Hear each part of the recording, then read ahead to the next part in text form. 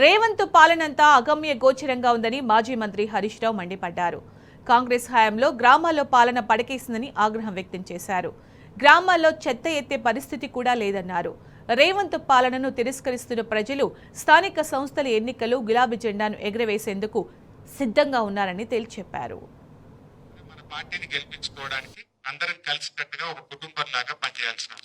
ప్రజలు కేసీఆర్ కావాలని కోరుకుంటున్నారు.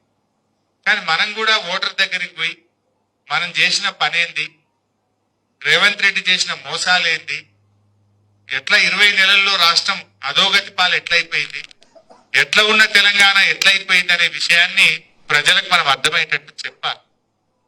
యాద్ చేస్తే చాలు. రోజు ప్రతి ఇంట్లో నల్ల వస్తుంది గజ్వేల్లో.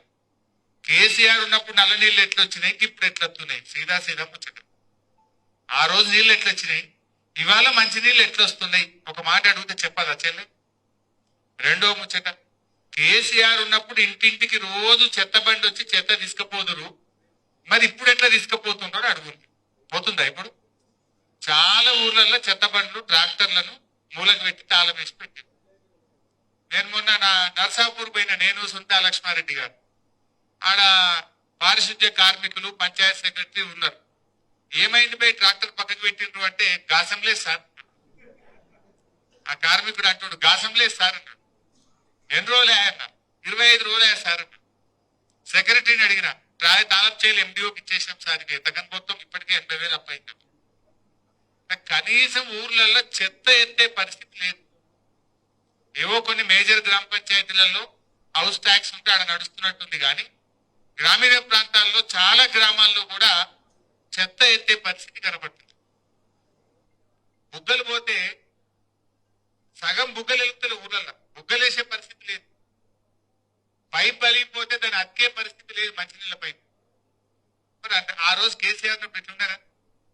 కేసీఆర్ ఇదంటే చూడు, కట్నీళ్లు పెట్టిన పోయేవాళ్ళు ఇచ్చిపోయినాం మనం. వాళ్ళకి గ్రామ పంచాయతీలో ట్రాక్టర్లు పెట్టినాం, ట్యాంకర్ కొన్నాం, డోజర్ కొన్నాం, మనము డంపియార్డు పెట్టినాం, అదే విధంగా వైకుంఠ ధామం కట్టినాం, నర్సరీ పెట్టినాం, అన్ని ఉన్నాయి.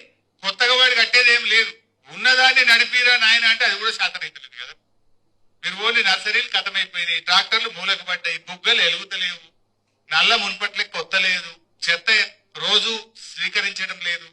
ఇవన్నీ కూడా అర్థమైతా ఉన్నాయి, ప్రజలకు స్వీయ అనుభవంలో ఉన్నాయి.